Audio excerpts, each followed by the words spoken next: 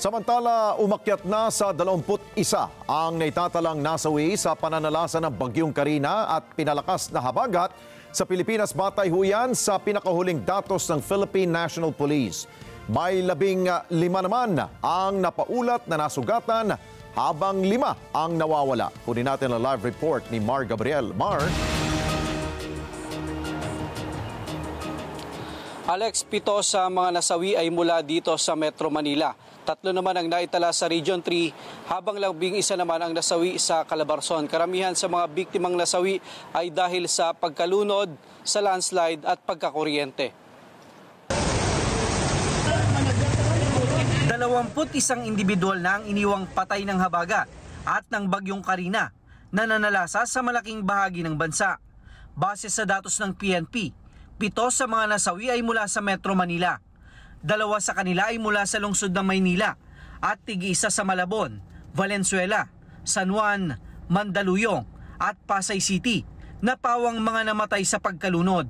3 naman sa mga nasawi ay mula sa Region 3, kasama na ang mag-ina na natabunan ng landslide sa Angeles, Pampanga.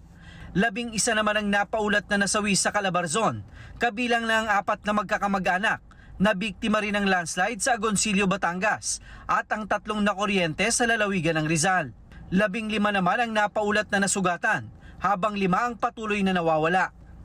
Region 3, Calabarzon and NCRPO na tinitignan po natin na medyo matindi po yung epekto po ay nandun po ngayon yung concentration po ng pagpuprovide po natin ng humanitarian assistance and disaster response efforts po ng Philippine National Police. Sa datos ng NDRRMC, umabot na sa higit 1.1 milyon na individual o 245,000 na pamilya ang naapektuhan ng bagyo mula sa 16 na rehiyon sa bansa. 292 na mga bahay naman ang nasira, kung saan 76 ang totally damage. Sa 962 lugar naman na binaha sa kasagsagan ng bagyo, 74 na lang ang hindi madaanan ng sasakyan. Ang mga tauhan ng PNP tuloy sa pagsasagawa ng rescue operations sa ilang lugar sa Camanava area, partikular na sa Malabon at Valenzuela City.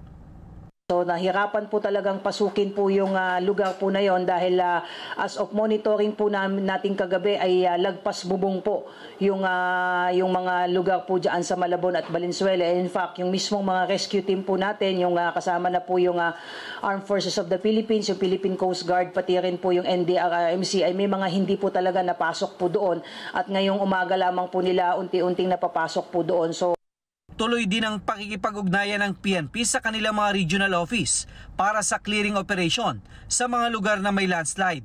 Kasunod na rin yan ang utos ng Pangulo na gawing prioridad ang mga isolated areas.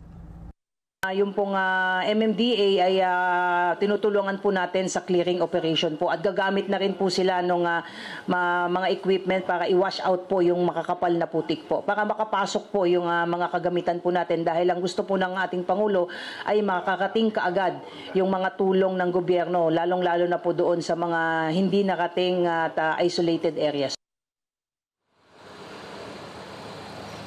Alex, 21 mga lungsod at munisipalidad na ang nagdeklara din ng state of calamity. 17 dyan ay nandito sa Metro Manila. Samantala, 42 sa 69 naman na mga lugar na nagkaroon ng power interruption ang naibalik na ang supply ng kuryente. Alex? Okay, Mar, paki-educate nga kami.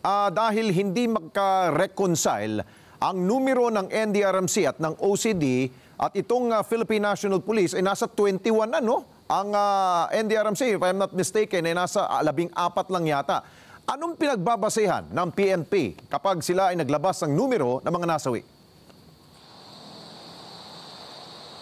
Alex, pagdating kasi doon sa reporting ng NDRRMC, meron pa silang mahabang proseso ng validation na isinasagawa. Kailangan dyan ay mismong yung mga tauhan nila ang mag-validate doon sa lugar, no?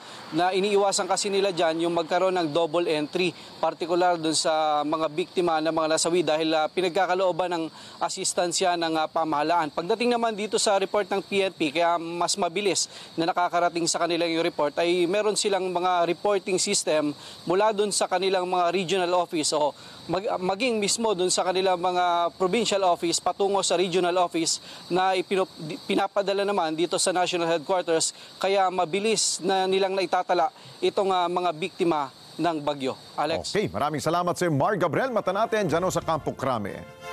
Maraming salamat sa inyo pong pagsubaybay sa Mata ng Agila Primetime.